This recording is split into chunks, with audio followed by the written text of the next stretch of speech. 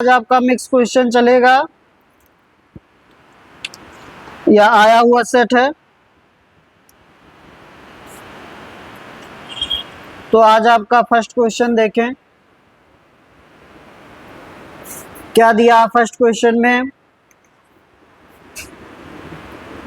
सुजाता 9 सेब और 8 आम 276 में खरीदती है। जब एक सेब के मूल्य में 10% की कमी होती है और एक आम का मूल्य समान रहता है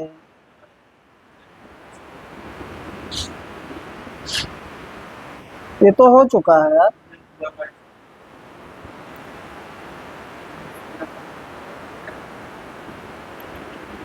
हाँ ये हुआ है।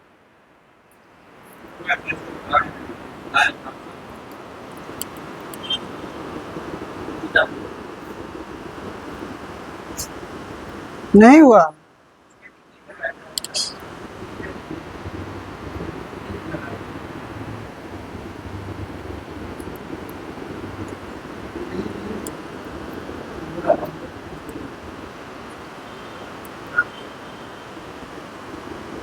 टेस्ट यही तो हुआ था।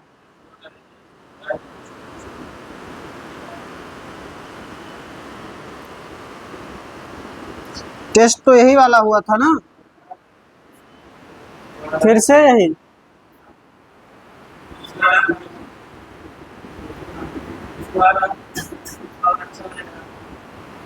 अरे यार।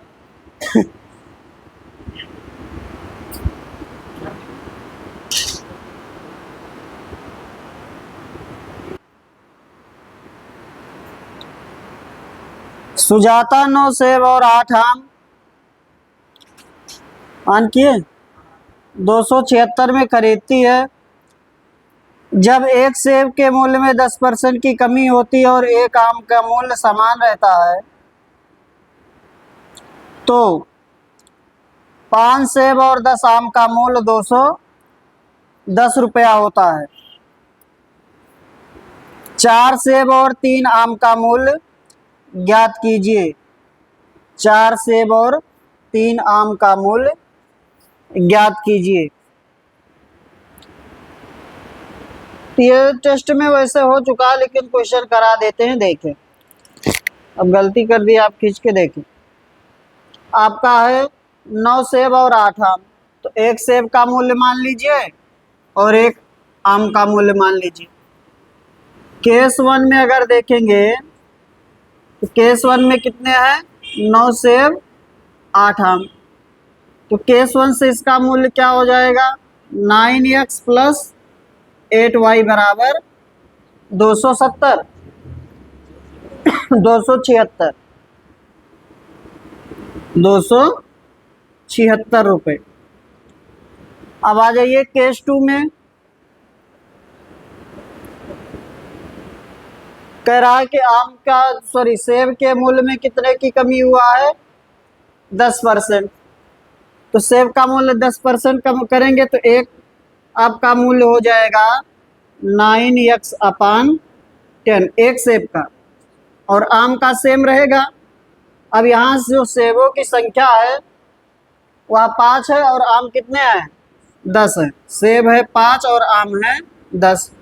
तो यहाँ जो समीकरण बन जाएगा हो जाएगा 9x अपान 10 इंटू 5 प्लस 10y बराबर कितना हो जाएगा, 210। ठीक है, 210 हो जाएगा। एक समीकरण ये हो गया, एक समीकरण ये हो गया। दोनों समीकरण सॉल्व कर लेंगे।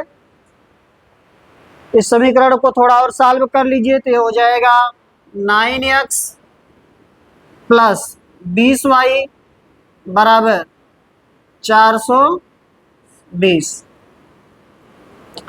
ये दूसरा समीकरण ऐसे दिखाई पड़ने लगेगा। इन दोनों को सॉल्व कर लीजिए और फिर हमें बताना है 4 सेब 3 आम का मूल। x और y का मान सभी लोग सॉल्व करें। x और y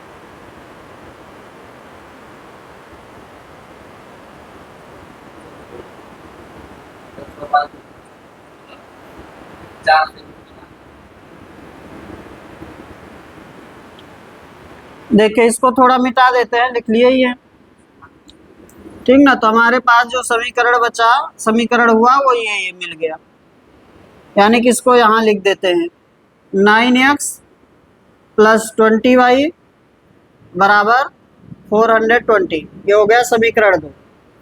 तो समीकरण 1 से समीकरण 2 को क्या कर दीजिए, माइनस कर दीजिए। तो ये x वाला कैंसिल हो जाएगा, ये माइनस ये माइनस ये माइनस, ये कैंसिल हो गया। तो यहाँ बचा आपका माइनस 12y बराबर 420 से 276 घटा देंगे,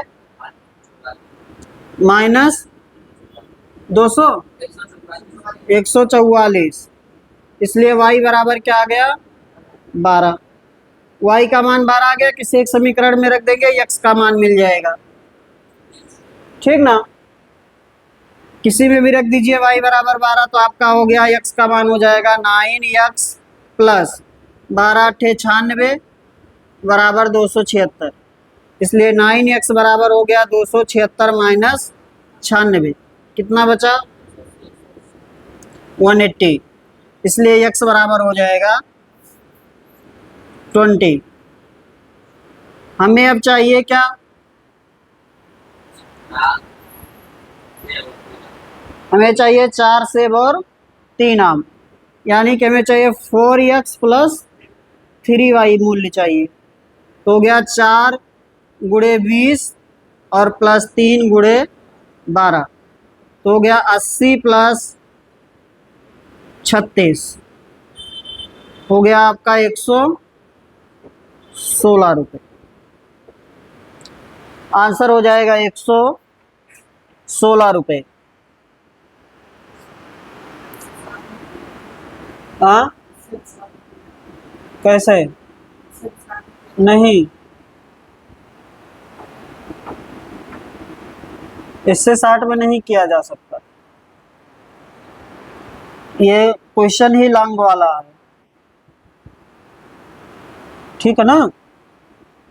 बस यही है कि आप कितना जल्दी सॉल्व कर सकते हैं, करना ऐसे ही पड़ेगा, कोई भी करेगा। आगे चलें, चलिए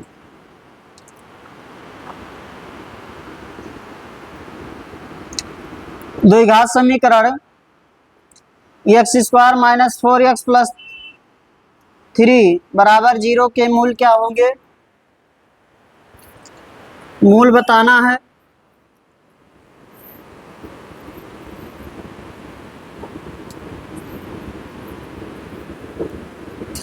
आपका x² माइनस 4x प्लस 3 बराबर 0, इसका मूल बताना है। मूल क्या क्या है, तो चाहे फैक्टर कर लीजिए, तो जाएगा x² minus 3x minus x plus 3 equal to 0। तो एक बनेगा x माइनस 3, एक में बनेगा x माइनस 1 बराबर 0, ठीक ना। तो x बराबर आ जाएगा क्या क्या 3 और 1, इसका मूल क्या हो जाएगा 3 और 1 हो जाएगा, है नहीं, मूल क्या हो जाएगा 3 और 1, ठीक है। मूल हो जाएगा 3 और 1।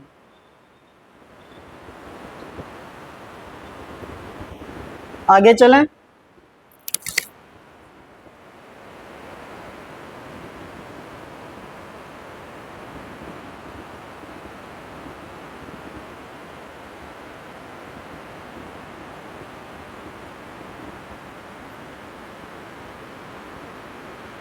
अगला क्वेश्चन देखिए।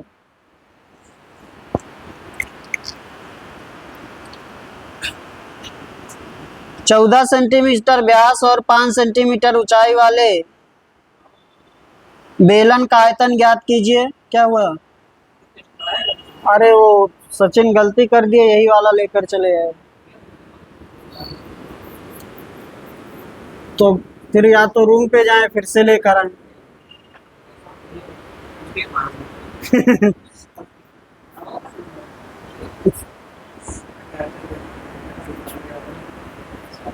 हाँ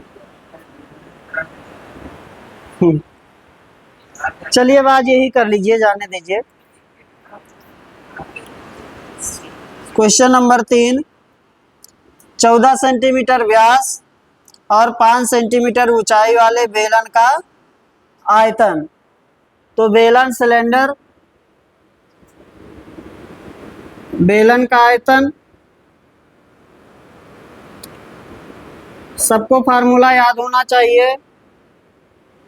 क्या होगा बेलन का आयतन? पाई आर स्क्वायर एच, ठीक ना। बेलन का आयतन हो जाएगा पाई आर स्क्वायर एच।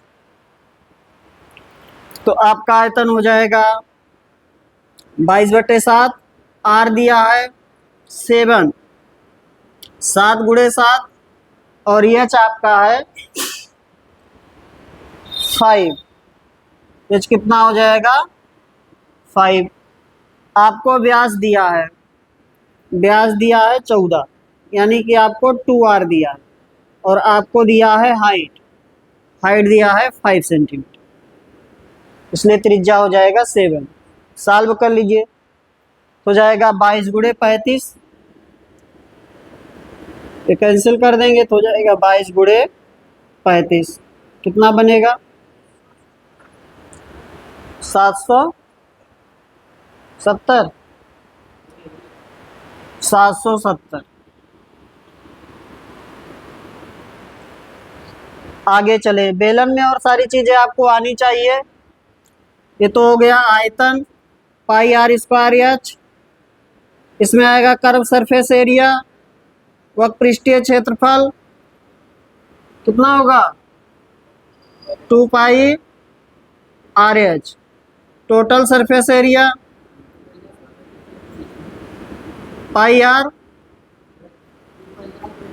हाँ ठीक है, sorry, 2 pi R H plus R, ठीक है, 2 pi R H plus R हो जाएगा। आगे चले, क्वेश्चन नंबर 4 आ जाइए। 3D या 2D के क्वेश्चन आपको करने तो आपको फार्मूला याद होना ही चाहिए, तभी हो पाएगा, ठीक ना। नेक्स्ट चले, क्वेश्चन नंबर 4, 8/125 की पावर 2/3 × 27/64 की पावर -2/3 भागे 5/4 की पावर -2 को सॉल्व करना है।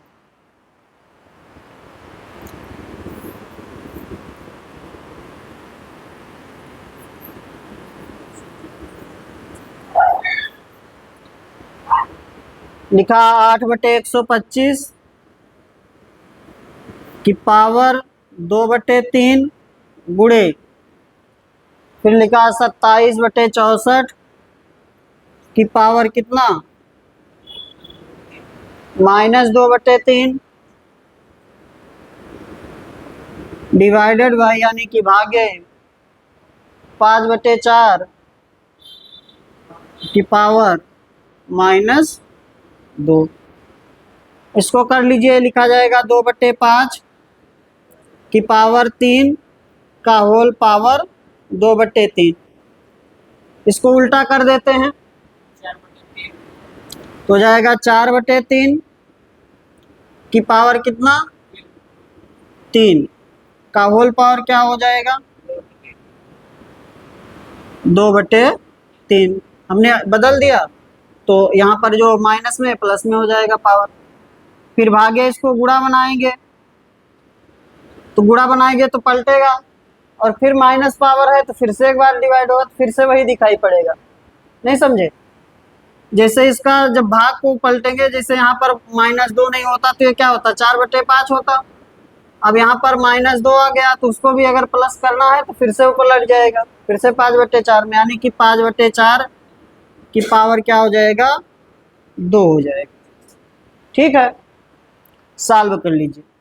यहाँ 3 से 3 कैंसिल और ये 3 से 3 कैंसिल, तो हमें बचा 2/5 गुणे 4/3 और गुणे 5/4। 4 से 4 कैंसिल, 5 से 5, कितना हो गया? 2/3।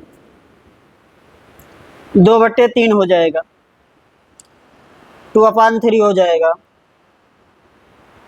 इसमें किसी कंफ्यूजन नहीं है ना। गुणे को चेंज करेंगे, भाग को गुणे में करेंगे तो पीछे वाली संख्या अंश को हर में बदल देंगे, और पहले से यहाँ पर पावर माइनस में है, फिर से बदलेगा।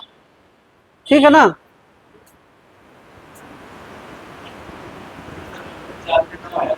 कैसे? अच्छा, कहीं पावर छोड़ दिए होंगे। एक सेकेंड भाई, एक सेकेंड। यहाँ 2, यहाँ पावर 2 था ना। ठीक है, ठीक। इसको पावर 2 बना दीजिए, और ये भी पावर 2 है ना।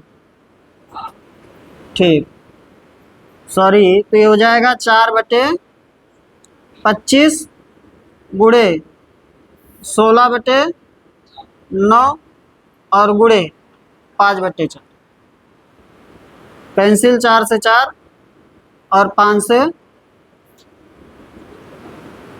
5, तो 16/45। अच्छा, इसमें भी छूट गया, इसका भी पावर छूट गया, सॉरी।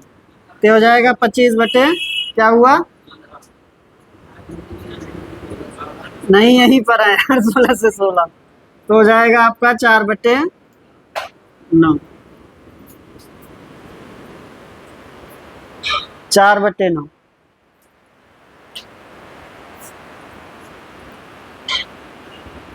यहीं पर है, आपकी तरह घर से थोड़ी घूम के आए। क्वेश्चन नंबर 5 आ चुकी। अगला देखिए, कभी कभार गलत छूट जाता है ना दिमाग से। रमन की आय 45,000 है, वह अपनी आय से 12.5% की बचत करता है। यदि उसकी आय में 18% की वृद्धि होती है और व्यय में 20% की वृद्धि होती है, तो उसकी बचत में बताना है क्या वृद्धि होगा, ये बताना है।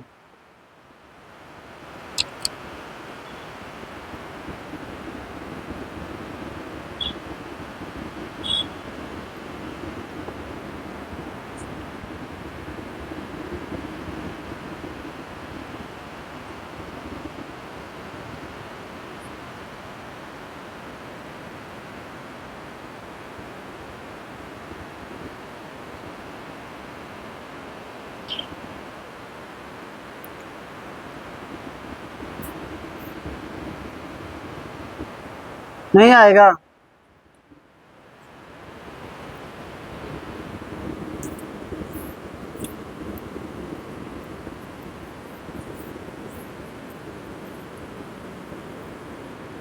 कह रहा 12.5% की बचत करता है।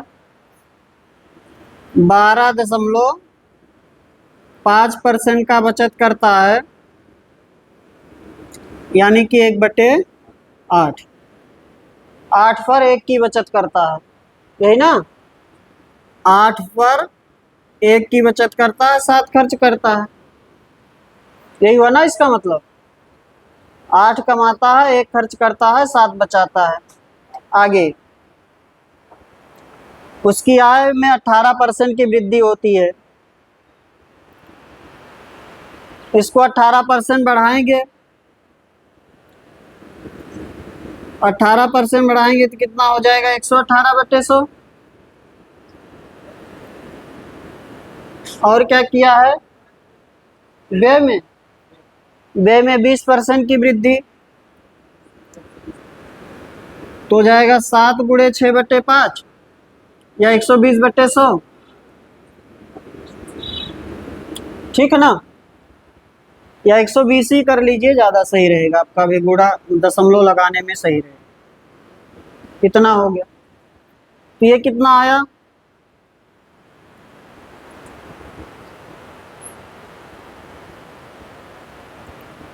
दशमलव में बताइए ना। अब फ्रैक्शन पर चले गए तो उसी से लगा दे रहे हैं, दूसरा तरीका भी बता देंगे। देखो, हाँ, 9.44, ये 12 सत्ते 84, यानी कि 8.4। ठीक ना। अब इसके अकॉर्डिंग इतना कमा रहा है, इतना खर्च कर रहा है, इतना कमा रहा है 9.44 और 8.4 खर्च कर रहा है, तो बचा कितना रहा है? 1.04 बचा रहा है। 1.04 की बचत कर रहा है, ठीक है ना? 1.04 की बचत कर रहा है। तो हमें बताना है कि उसकी बचत में कितना वृद्धि है। तो कितने की वृद्धि है बचत में? 0.04 का वृद्धि, 0.04 की वृद्धि है। तो आपको है क्या पता? आय पता है, यानी कि ये वाला पता है आपको, 8 बराबर। 8 बराबर कितना दिया था? 45,000। 8 बराबर दिया है 45,000।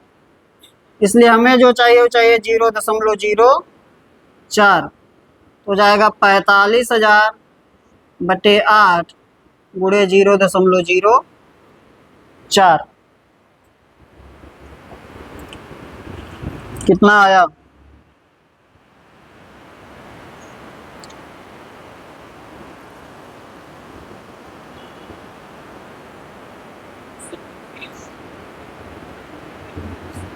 दो सौ पच्चीस 225। हमने इसको फ्रैक्शन से कर दिया है, वैसे भी कर सकते हैं, कोई दिक्कत नहीं है आपको।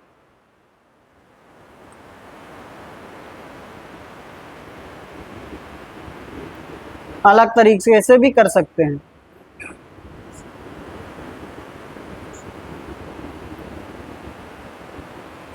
बारह 12.5% है, इसका मतलब 1/8 हुआ।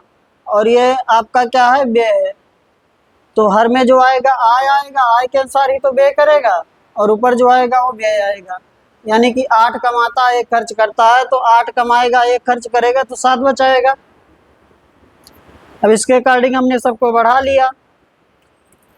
आय में 18% की वृद्धि, तो 8 18% बढ़ेगा तो 9.44 हो जाएगा। और 7 है 20% बढ़ेगा तो 12 सत्ते 84, 8.4 हो जाएगा ये। अब इसके अकॉर्डिंग ये हो गया आय, ये हो गया व्यय, तो ये हो गया इसका खर्च, सॉरी बचत।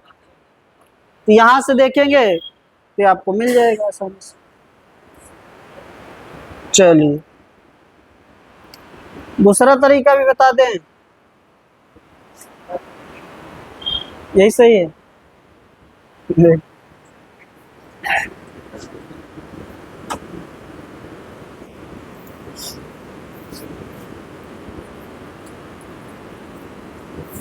आपको क्वेश्चन में क्या दे रखा था? आय। क्वेश्चन में क्या दे रखा है? आय कितना है? 45,000। तो आय हो गया आपका 45,000। आय हो गया आपका 45,000। तो इसका बचत कितना हो गया? आय का 12.5% बचाएगा, ठीक है ना? तो 45,000 का 12.5% यानी कि 1/8 की बचत करेगा। 12.5%, आय का 12.5% बचाएगा, तो इतना हो जाएगा। इसके अकॉर्डिंग हम क्या निकाल लेंगे? व्यय निकाल लेंगे। जब ये मिल जाएगा तो उसको इसमें से घटा देंगे तो व्यय मिल जाएगा। ये कितना आ रहा है कोई बताएगा? 45 गुणे 125 आ रहा है। 45 गुणे 125 कितना आएगा? 5625 5625 5,625। इसमें से घटा देंगे 5,625, आपका यहाँ बचेगा 39,275 ना?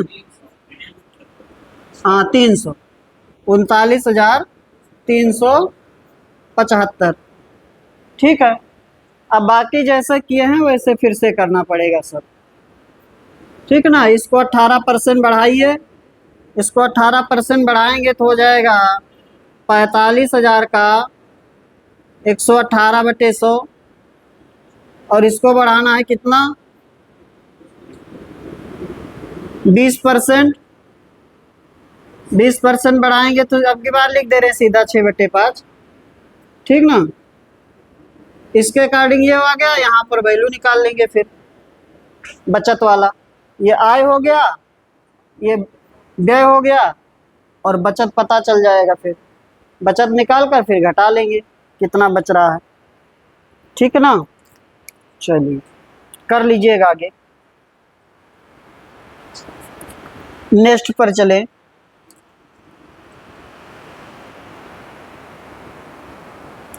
अगला लिखा है 0.987 पे बार माइनस 0.756 पे बार को पी वाई क्यू के रूप में व्यक्त कीजिए, जहां पी और क्यू पूर्णांक है और क्यू नॉट इक्वल टू 0।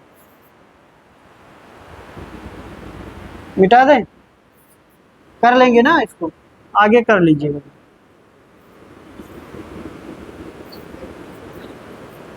हाँ, जो प्रतिशत 18% बढ़ रहा है उससे प्रॉब्लम हो रही है ना। अभी 20% 30% बढ़ता तो आसान हो जाता, फिर समझे बात को। 25% बढ़ता आसान हो जाता। देखें अगला क्वेश्चन है आपका 0.987 पे बार, 0.987 पे बार माइनस 0.756 पे बार। इसको पी बाई क्यू के रूप में लिखना है, तो इसको लिख लेंगे 987 माइनस 9 बटे जिस पर बार लगा उसके लिए 9, जिस पर बार नहीं लगा उसके लिए 0। पूरी संख्या लिखते हैं, जिस पर बार नहीं लगा रहता उसको घटा देते हैं, ठीक है। ऐसे इसको कर लेंगे, ये हो जाएगा 756 माइनस 7 बटे 990, ठीक है। कर लीजिए। 987 में से 9 घटाएंगे तो आपका बचेगा 978। क्या है यार, 978 बटे 990 माइनस 749 बटे 990। घटा लीजिए इसको, कितना आएगा 229 बटे 990। अगर कुछ कट रहा है तो ठीक है, नहीं कट रहा तो यही हो जाएगा पी वाई क्यू के रूप में 229 बटे 990। कर लेंगे, आएगा तो बार वाला। कोई कंफ्यूजन हो तो और बताएं। हाँ, 0 के आगे संख्या, ये तो इसका आंसर ये हो गया। इनका भी कंफ्यूजन दूर कर दें। देखें भाई,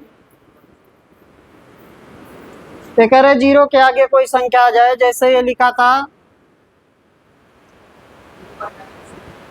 0.987 पे बार, हमने लिख दिया 1.987 पे बार, ऐसे लिख दिया। इसको पी बाई क्यू के रूप में लिखेंगे तो ऐसे लिखा जाएगा 1987 माइनस 19 बटे जिस पर बार आया है उसके लिए 9, दशमलव के बाद जिस पर बार नहीं आया है उसके लिए 0, दशमलव के पहले जो संख्या उसके लिए कुछ नहीं आएगा, ठीक है ना। समझे बात, ऐसे लिखेंगे उसको। अभी और कोई कंफ्यूजन हो, जैसे ऐसे आ जाए 1.987 इन तीनों संख्या पे बार आ जाए तो अब ये लिखा जाएगा 1987 माइनस 1 बटे 999। अब ये 1 दशमलव के पहले तो इसके लिए कुछ नहीं आएगा, ठीक है ना।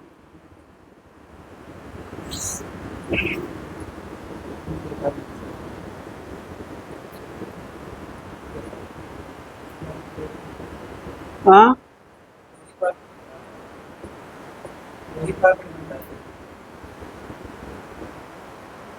हाँ बस, और क्या, इतना ही बनेगा।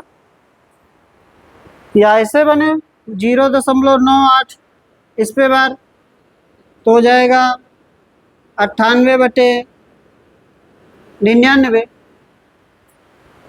ठीक ना, बार लगा है तो पूरा लिखा जाएगा, कोई संख्या आगे तो है नहीं बार के पहले, इसलिए 98/99, कुछ भी घटेगा नहीं। ठीक है, चलिए।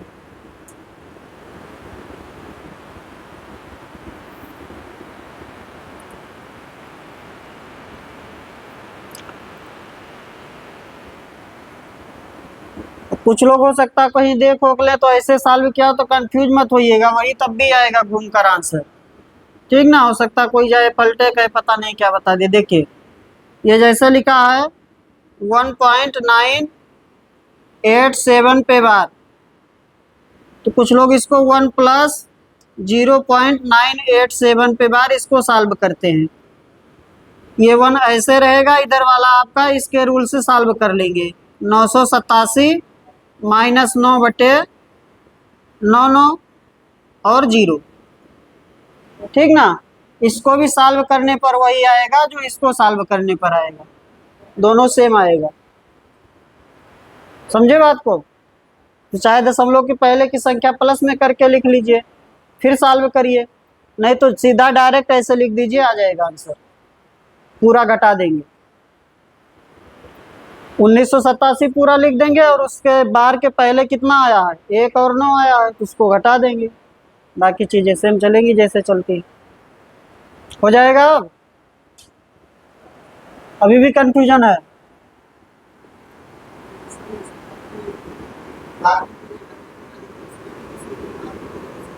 क्या कह रहे हैं? बार के बाद कोई संख्या नहीं रहेगी, मैथ ही पलटना चाह रहे हैं आप? बार के बाद कौन सी संख्या आएगी? बार के बाद भी कोई संख्या आएगी? बार के बाद संख्या नहीं आएगी भाई, ठीक ना। चलिए, बार के बाद संख्या आएगी तो बार लगेगा ही नहीं, समझे बात को?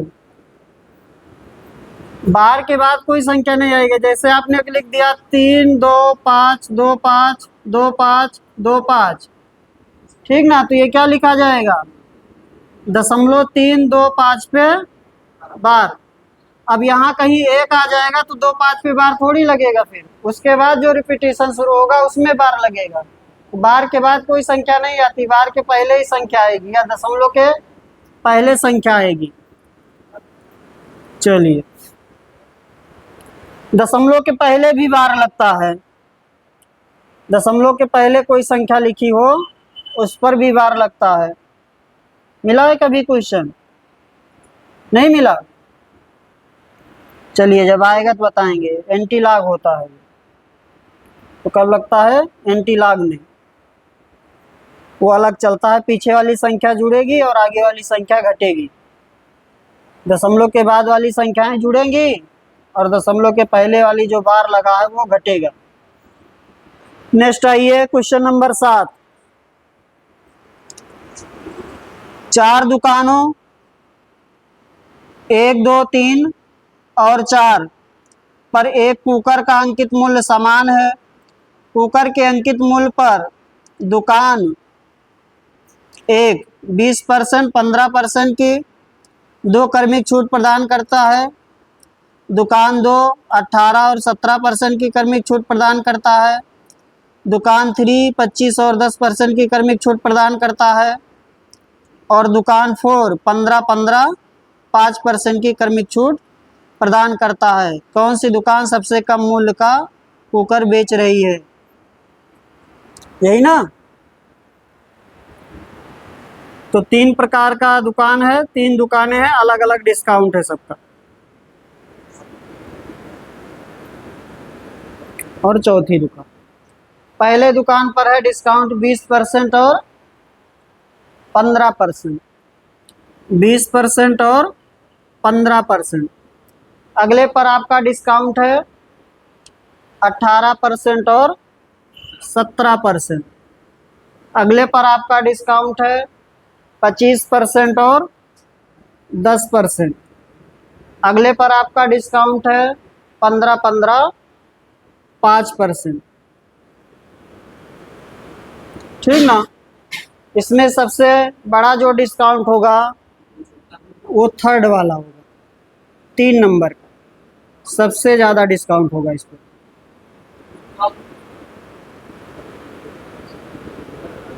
सबसे अधिक डिस्काउंट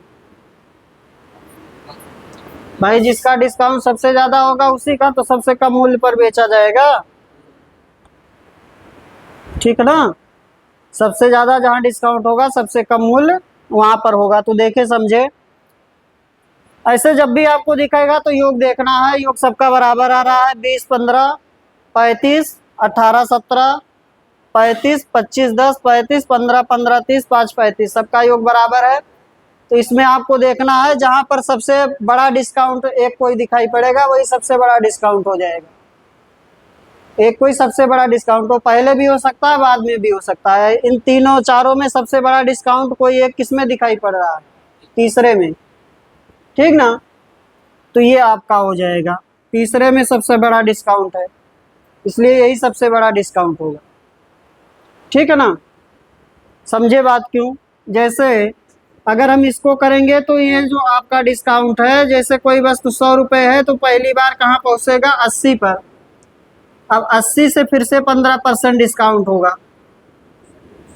लेकिन अगर यहाँ पर कोई वस्तु 100 है वो पहले ही कहाँ पहुँच जाएगी? 70 पर, सॉरी 75 पर। अब यहाँ से डिस्काउंट शुरू होगा। ये पहले ही बहुत ज़्यादा कम हो गया, फिर उसके बाद भी कम होगा, तो सबसे ज़्यादा डिस्काउंट तो यही आएगा ना, जो पहले बार में या उसके बाद। क्योंकि चाहे इसको पहले 10% लगाए चाहे 25 बाद में लगाए, डिस्काउंट उतना ही आएगा। ठीक ना, बराबर आएगा। तो योग देख लीजिएगा बराबर है। अगर योग बराबर है तो सबसे बड़ा वाला डिस्काउंट बोल लीजिए, जिसमें सबसे बड़ा है वही सबसे बड़ा मान आएगा। ठीक है ना। और चाहे कुछ लोग गुणा वाला ढूंढते हैं, जैसे योग बराबर है सबका तो जिसका मल्टीप्लाई सबसे अधिक आएगा वो सबसे छोटा डिस्काउंट हो जाएगा। फिर जैसे इसका अगर हम डिस्काउंट निकालें पूरा डिस्काउंट तो क्या करते हैं? 20 + 15 - 20 × 15/100। अब पहले समझ लीजिए पूरा, ये हो जाएगा डिस्काउंट इसका। इसका डिस्काउंट क्या हो जाएगा? 18 + 17 - 18 × 17/100 हो जाएगा डिस्काउंट। एकल छूट ये हो जाएगा। इसका डिस्काउंट हो जाएगा 25 + 10 - 25 × 10/100। इसका आपका हो जाएगा, ये तो 3 बार में चलेगा, लेकिन जो पहली बार में बनेगा वो यही बनेगा, 15 + 15 और +5 3 वाला लगा दिए यहाँ पर। फिर उसके बाद 2 2 का गुणा, फिर 3 का गुणा, 2 2 का गुणा घटेगा और 3 वाला जुड़ेगा। ठीक ना। तो ये बनेगा। अब देखिए अगर हम इसका ध्यान इसको छोड़ दें तो ये और ये सभी क्या है? योग बराबर है सबका।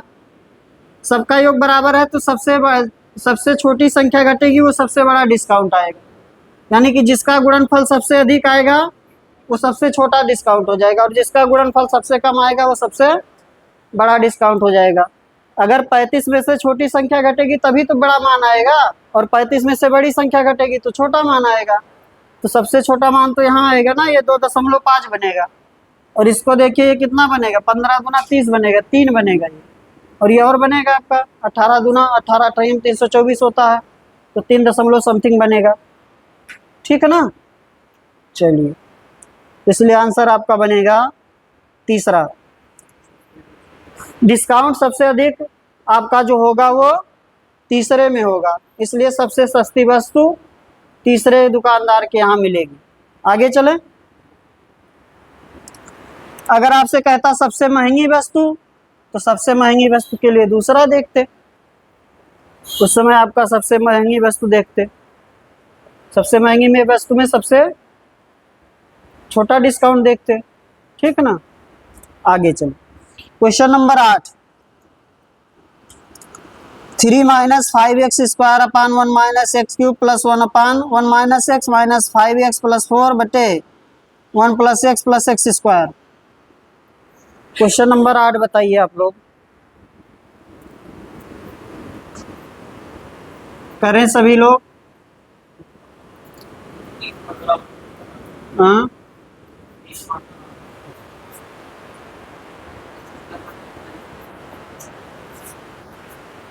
क्या हुआ? आ जाएगा 8 नंबर। x का मान कितना? 3। 2 मत रखिए, फिर आज आप बोल दिए 2 में a और d दोनों आ जाएगा आंसर। 2 में a और d दोनों आ जाएगा। देखिए पहले सॉल्व भी कर सकते हैं, इसमें कोई दिक्कत नहीं है। लिखा है 3 माइनस 5x² बटे में 1 minus x plus x²। X cube है, अच्छा 1 माइनस एक्स क्यूब दिया है। 1 माइनस एक्स क्यूब, फिर माइनस सॉरी प्लस 1 बटे 1 माइनस एक्स, फिर minus 5x plus 4 1 plus x plus x²। ठीक ना, इसका एलसीएम ले लेंगे। हर का एलसीएम हो जाएगा 1 माइनस एक्स क्यूब। हर का एलसीएम क्या हो जाएगा? 1 माइनस एक्स क्यूब। देखिए 1 माइनस एक्स क्यूब का होगा 1 minus x into 1 plus x plus x² होगा। यहाँ पर भी है, यहाँ पर भी इसका गुणनखंड है और यहाँ पर भी है। ठीक ना, तो इसका एलसीएम क्या हो जाएगा? 1 माइनस एक्स क्यूब लिखिए और चाहिए लिखिए। अब यहाँ से जब भाग करेंगे तो ये पूरा कैंसिल हो जाएगा, हमें बचेगा 3 माइनस 5x²। ठीक ना, यहाँ से भाग करेंगे तो क्या बचेगा? 1 प्लस एक्स प्लस x²। तो प्लस हो जाएगा 1 प्लस एक्स प्लस x²। यहाँ से भाग करेंगे तो ये कैंसिल हो जाएगा, ये बचेगा। तो minus 1 minus x into 5x plus 4। Solve कर लीजिए। ये हो गया 3 माइनस 5x² प्लस 1, उसको पहले गुणा कर लेते हैं, प्लस x²। इसको गुणा करेंगे तो 1 का गुणा करेंगे तो minus 5x minus 4 minus x का करेंगे तो आपका बनेगा माइनस माइनस फिर प्लस हो गया 5x², फिर आपका माइनस बनेगा फिर से प्लस 4x। ठीक है ना, बटे में 1 माइनस एक्स का क्यूब। चलिए कैंसिल कर लीजिए, ये कैंसिल हो जाएगा इससे। 3 1 4 हो गया, ये इससे कैंसिल हो गया।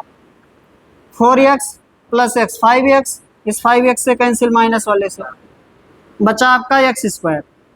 तो आपका हो गया x² अपान 1 माइनस एक्स क्यूब।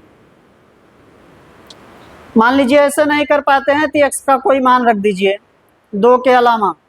2 इसलिए नहीं रखेंगे क्योंकि आपका ऑप्शन ए और ऑप्शन डी दोनों आने लगेगा, 2 रखने पर दोनों मैच करेगा। ठीक है ना, समझे बात?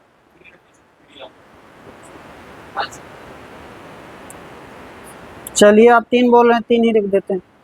मिटा दे इसे। अरे यार, जो नहीं मिटाना था उसको मिटा दो।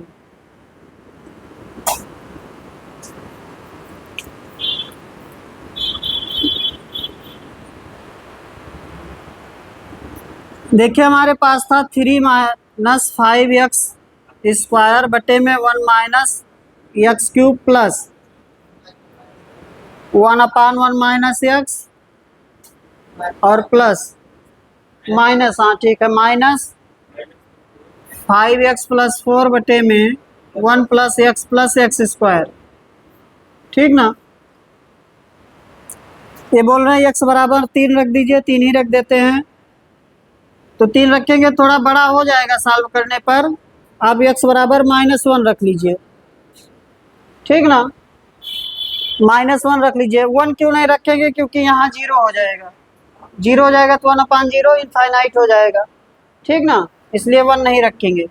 तो -1 रख दे रहे हैं, -1 रखेंगे तो हो जाएगा 3 - 5 एक्स स्क्वायर, और यहाँ पर -1 का क्यूब करेंगे तो +1 हो जाएगा, ये हो जाएगा 2 प्लस ये भी हो जाएगा 1/2 माइनस ये हो गया -5 और +4 यानी कि -1 अपान 1 -1 +1, ठीक है, चाहे यहाँ लिख लीजिए, लिखना चाहते हैं तो -5 +4,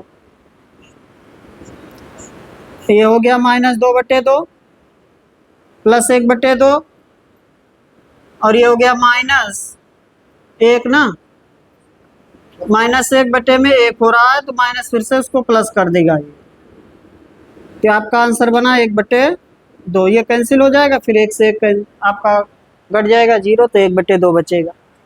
अब -1 रखने पर किस ऑप्शन का मान 1/2 आ रहा है, -1 रखिए और 1/2 प्राप्त करिए।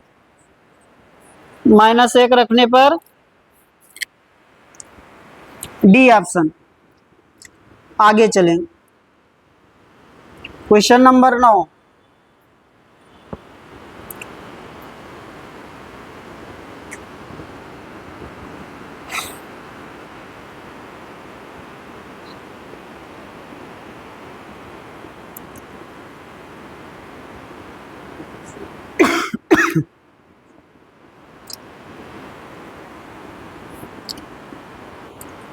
क्वेश्चन नंबर 9, ब्याज की गणना 8 मासिक चक्रवृद्धि आधार पर करने पर एक निश्चित धनराशि पर 15% वार्षिक दर से 2 वर्ष में प्राप्त मिश्र धन 98,494 होता है।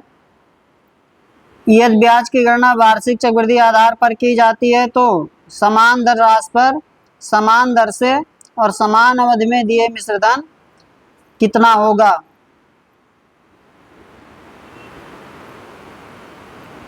बताइए।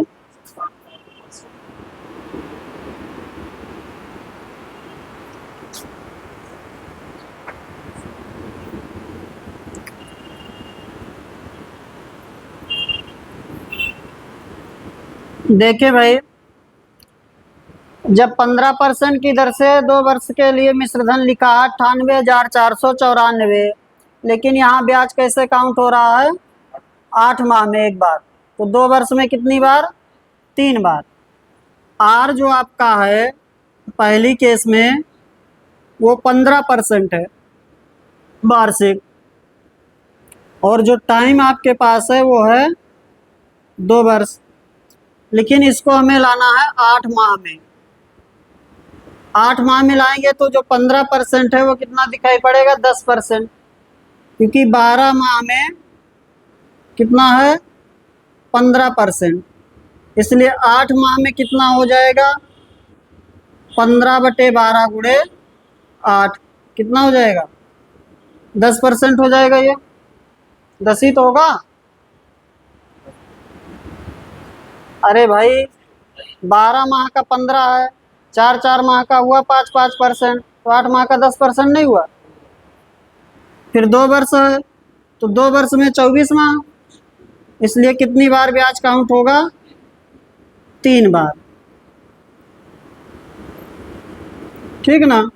24 माह बटे 8, 3 बार,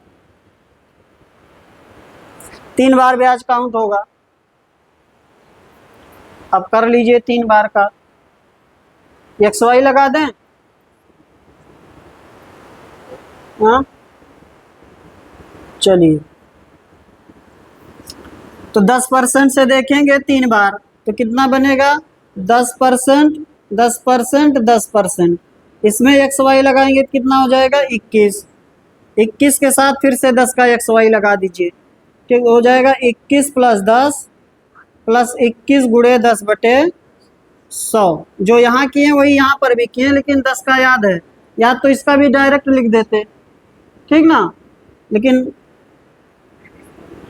तो हो जाएगा 33.1 ना, 33.1% होगा। तो टोटल ब्याज कितना होगा? 33.1 1%। ये तो हो गया आपका इस कंडीशन से। और अगर ये आपका सेम चले 15% की दर से 2 वर्ष के लिए, 15% की दर से 2 वर्ष के लिए, तो ब्याज क्या होगा, कितना होगा दर उसका, 15 + 15 और +15 × 15/100 होगा। इतना परसेंट ब्याज होगा टोटल, 32.25 ना, इतना परसेंट हो गया। हमें यहाँ का मिश्रधन पता है, यहाँ का बताना है, ठीक ना। तो यहाँ का मिश्रधन कितना होगा, 33.1% तो हो गया ब्याज, और 100% हो गया आपका 133.1%। 133.1% बराबर दिया है 98,000, कितना दिया, 98,494। हमें चाहिए इसका मिश्रधन। इसका मिश्रधन होगा 132.25, जो कि हो जाएगा 98,494 बटे 133.1 गुणे 132.25। 11 से कट रहा है, ठीक ना, 11 से ऊपर वाली भी संख्या कट रही होगी, कैंसिल कर लीजिएगा, आंसर आ जाएगा।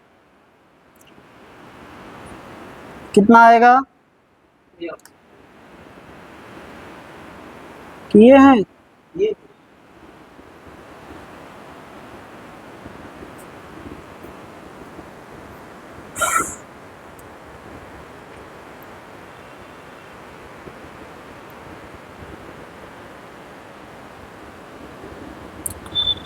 देखिए CI है, इसमें थोड़ा कैलकुलेशन रहता ही रहता है, ठीक ना। चाहे बेसिक करेंगे चाहे आप शॉर्टकट से करेंगे, आपको कैलकुलेशन करना ही पड़ेगा।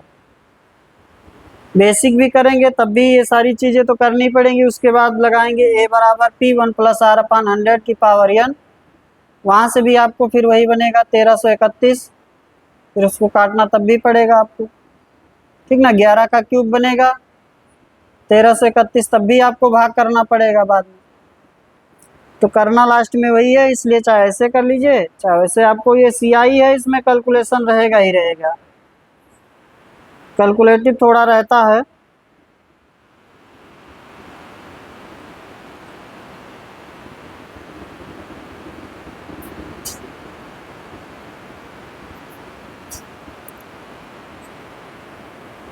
फर्स्ट ऑप्शन आ रहा है, किए हैं ना सभी लोग, छोड़ दिए,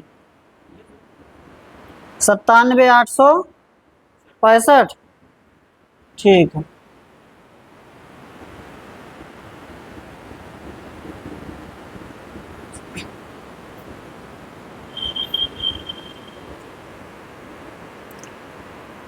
आगे चलें। रजनी के पिता की आयु, रजनी की आयु की 3 गुनी है, और रजनी की आयु उसकी बहन लवड़ा की आयु की 2 गुनी है।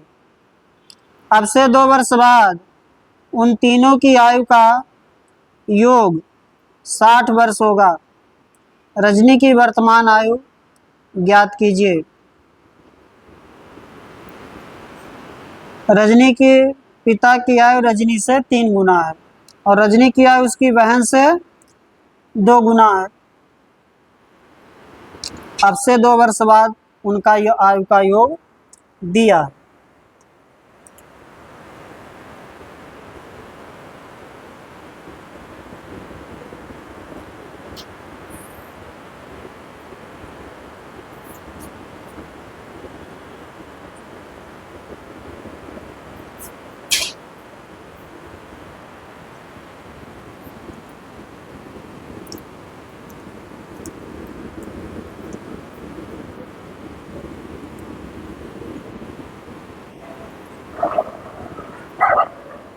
तीन लोग हैं इसमें, पिता है,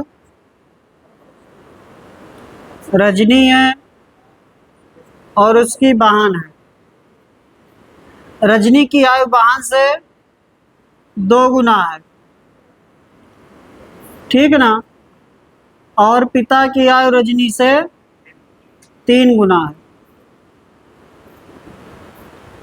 वाहन की आयु मान लिए x, इसका हो जाएगा 2x और इनका हो जाएगा 6x, ठीक है।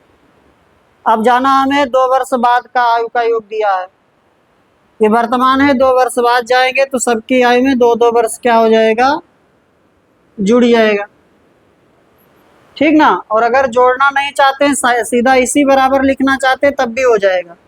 6 2 8 1 9x हो गया, ये वर्तमान का है, और आपको जो वहां पर दिया है वो 2 वर्ष बाद का दिया है, तो उसमें 6 वर्ष घट के इसके बराबर होगा।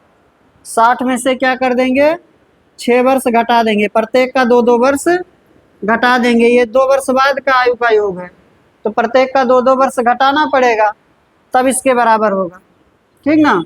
तो आपका हो गया 9x बराबर कितना, 54, इसलिए x बराबर 6, x बराबर हो जाएगा 6। किसका आयु चाहिए, रजनी का, तो जाएगा 2x, 2 × 6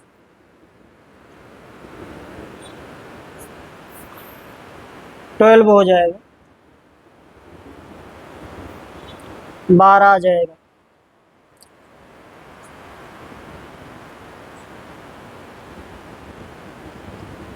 हो जाएगा ना, देखिए। और जैसे 6 नहीं समझ में आया तो यहाँ देखिए एक लाइन और समझ में आ जाएगा, मिटा दे इसे। 2 वर्ष बाद का आयु का योग दिया है, तो प्रत्येक का 2-2 वर्ष बढ़ जाएगा, प्रत्येक का 2-2 वर्ष बढ़ जाएगा, प्रत्येक 2-2 वर्ष बड़े हो जाएंगे ना, ऐसा तो है नहीं, सभी 2-2 वर्ष बड़े हो जाएंगे कि आज कोई 15 साल का है तो 2 साल बाद 17 साल का हो जाएगा, ऐसा तो नहीं 15 साल का ही रहेगा, ठीक ना।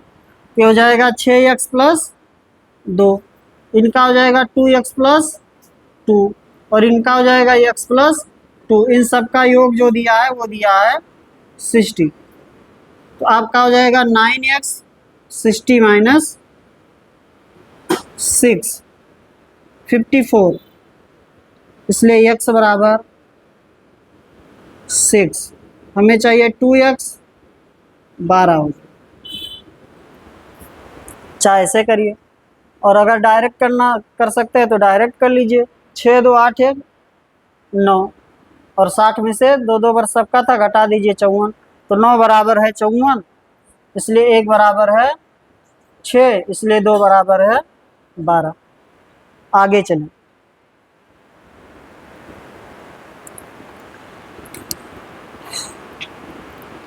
नेक्स्ट देखिए question number 11, cosec theta minus sine theta into sec theta minus cos theta into tan theta plus cot theta बटे में cos theta into sec theta minus tan theta का whole square into sec theta plus tan theta बताना है।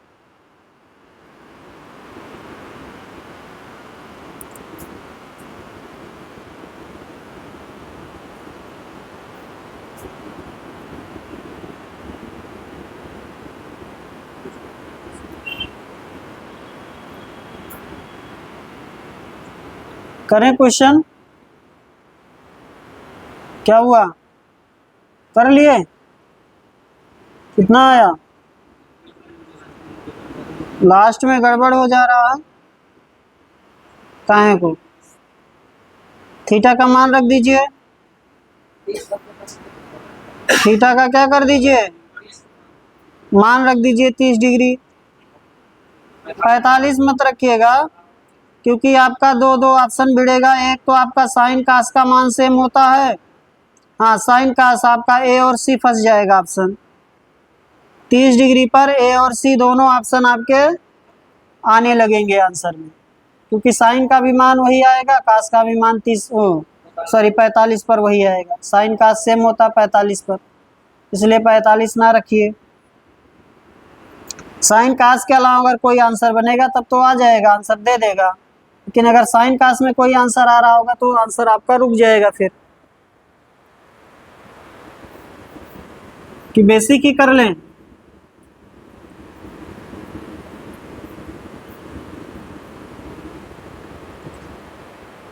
देखिए question लिखा हुआ है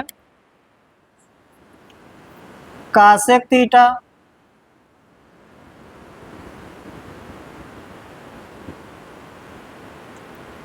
cosec theta minus sine theta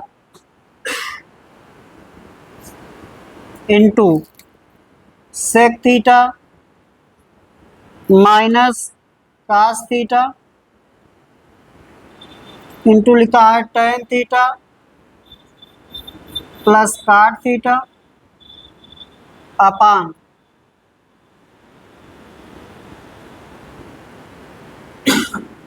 बट्टे में लिखा हुआ है कास थीटा, फिर लिखा है sec theta minus tan theta का होल स्क्वायर, फिर लिखा है sec theta plus tan theta. ठीक है, बराबर लिखा है 1/1 माइनस के, और के का मान निकालना है। क्या क्या है के का मान ना, के का मान निकालना है। तो आपको कह रहा है कि थीटा जो बिलोंग कर रहा है वो आपका 0 से बड़ा और 90 से छोटा है। तो थीटा का मान चाहे 30 रख लीजिए और चाहे 60 रख लीजिए। 45 इसलिए नहीं रखिए क्योंकि ऑप्शन में 45 पर दो ऑप्शन आपके सेम आ जाएंगे। ठीक है ना, तो 30 रख देंगे तो ये आपका 30 पर कितना बनेगा 2 माइनस 1/2, फिर आपका हो गया सेक 30 2/√3 माइनस √3/2। ठीक है ना, ये हो गया आपका 1/√3 प्लस √3 अपान में ये हो गया √3/2। यहाँ आपका हुआ 2/√3 माइनस 1/√3 का होल स्क्वायर, और ये आपका हो गया 2/√3 प्लस 1/√3। आगे बाद में लिख लेंगे। ठीक है ना, पहले इसको सॉल्व कर लेते हैं। इसको करेंगे हो जाएगा 3/2, इसको करेंगे यहाँ से इसमें गुणा, इस यहाँ से इसमें, तो ये हो गया 3, ये हो गया 4, 4 माइनस 3 1/2√3 1/2√3 हो जाएगा। इसको करेंगे तो हो जाएगा 4/√3 बट्टे में ये आपका ऐसे रहने दीजिए √3/2, इसमें से घट जाएगा तो हो जाएगा 1/√3। हाँ अच्छा स्क्वायर भी है, सॉरी 1/3 हो गया। ये आपका हो गया 3/√3 यानी कि √3 3/√3 बनेगा तो आ जाएगा √3, इतना हो गया। अब आपका थोड़ा इसको और सॉल्व कर लीजिए। ये 4 से ये दोनों कैंसिल हो गया और √3 से ये कैंसिल हो गया 3, तो ऊपर बचा 1। ठीक है, और इससे ये कैंसिल हो जाएगा, आपका बचा 2/2, ये ऊपर सबसे ऊपर जाएगा, ये तो हो जाएगा 2 हो जाएगा 2 हो जाएगा। तो 1/1 माइनस के का मान निकाल लीजिए। तो आपका हो गया 2 माइनस 2 के इक्वल टू 1, इसलिए के 2 के बराबर 1, इसलिए के बराबर 1/2। अब थीटा का मान 30 रखने पर कौन सा आंसर 1/2 आएगा? साइन 30 पर 1/2 होगा, तो आपका ऑप्शन बनेगा साइन थीटा। ये ऑप्शन में दिया है साइन, ठीक है, तो साइन 30 1/2 इसी से आ रहा है, यानी कि के का मान 1/2 ऑप्शन में दिखना चाहिए 1/2, तो ये आंसर हो जाएगा।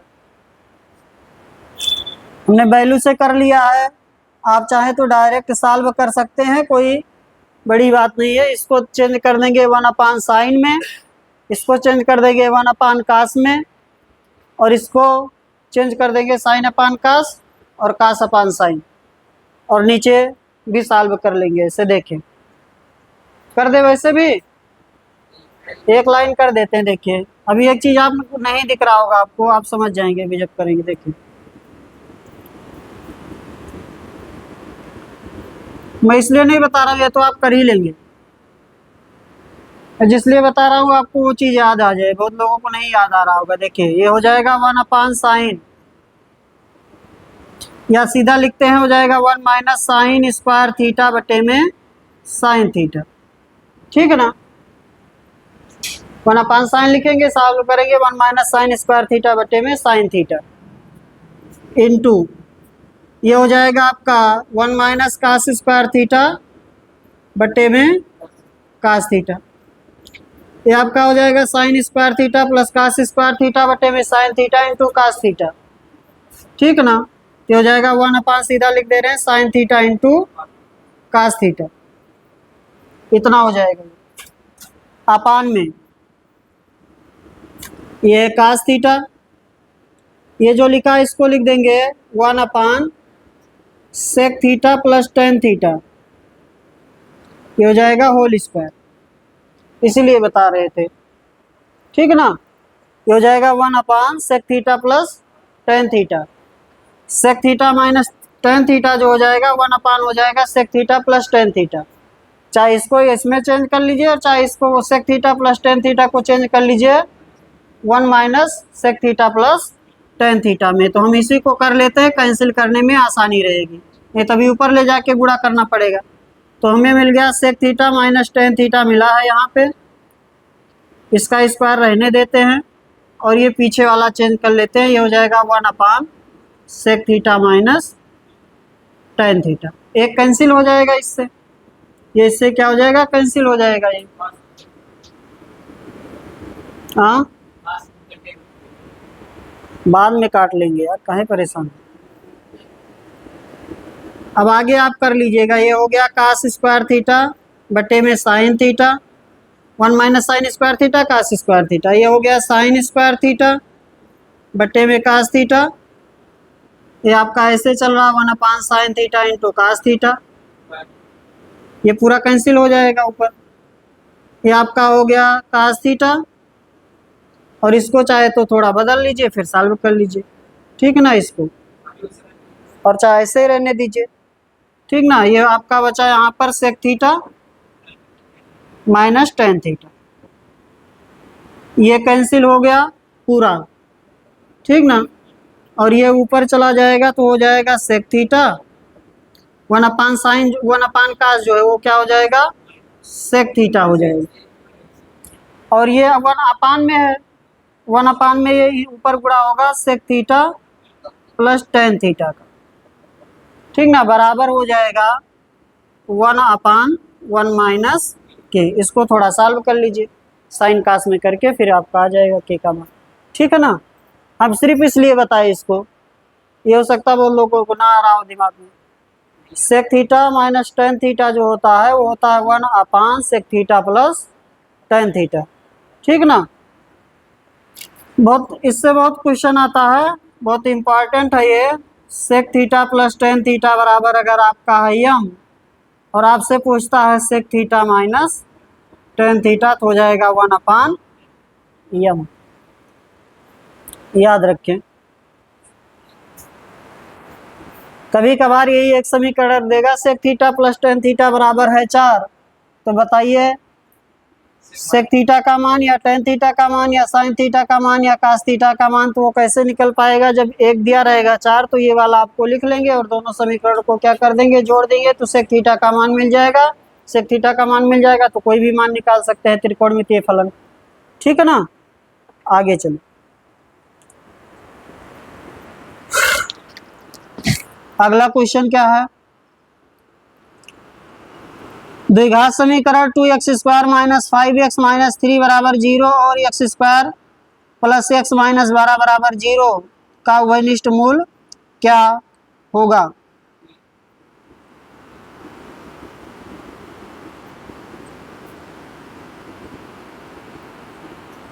ठीक है।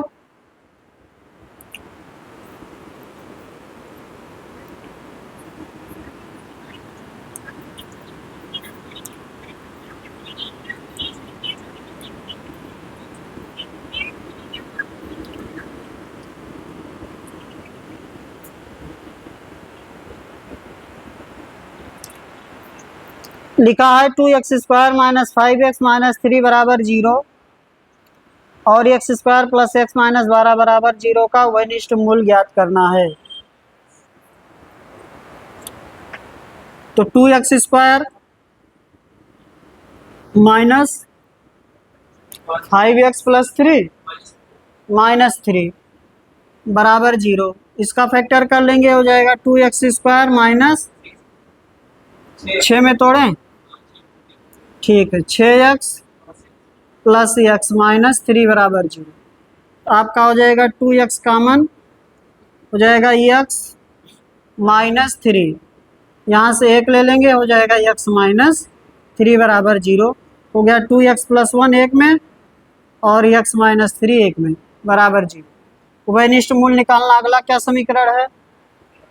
अगला है x² plus x minus 12, x² plus x minus 12, चाहे यहाँ से मान रख दीजिए, जो बराबर आ जाएगा वही आंसर। x बराबर 3 रख देंगे तो हो जाएगा, और चाहे इसका फैक्टर कर लीजिए, x² plus 4x minus 3x minus 12 बराबर 0। तो एक में आ जाएगा x प्लस 4 और एक में आ जाएगा x माइनस 3, तो 4 और 2 क्या हो गया? हाँ, तो आपको चाहिए उभयनिष्ठ कॉमन मूल, तो हो जाएगा 3।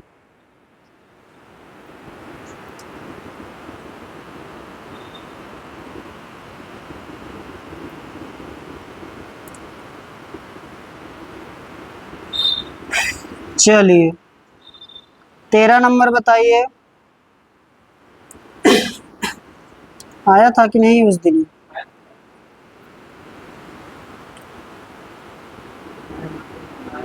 हाँ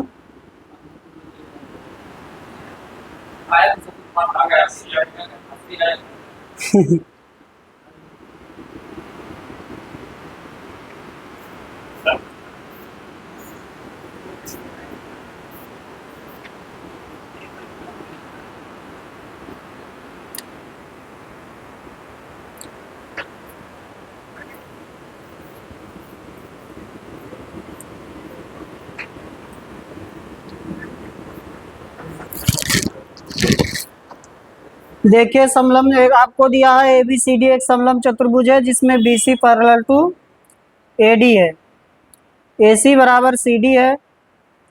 यदि कोण ABC 98 डिग्री और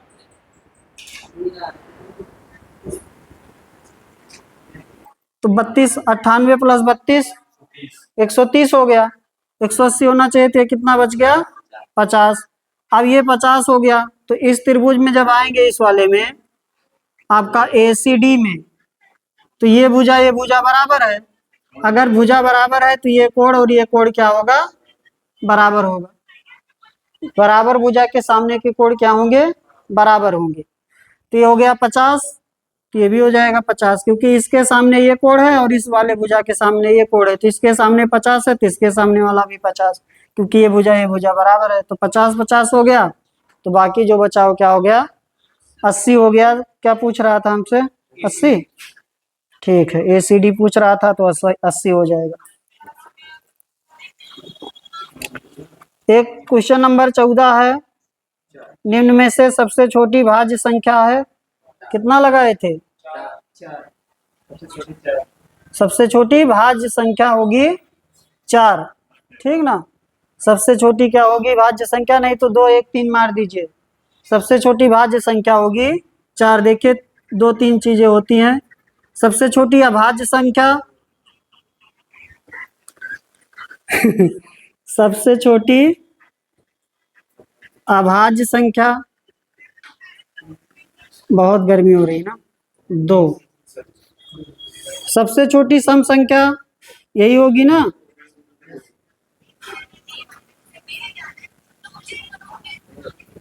2। सबसे छोटी भाज्य संख्या होगा 4। बाकी आप जानते हैं, इसमें और कुछ बताना है? सबसे छोटी विषम संख्या 1। हाँ, विषम तो एक ही होगा ना, सबसे छोटी विषम संख्या होगा 1। आवाज रहने दीजिए, इतना ही। पता नहीं लाइट का भाई।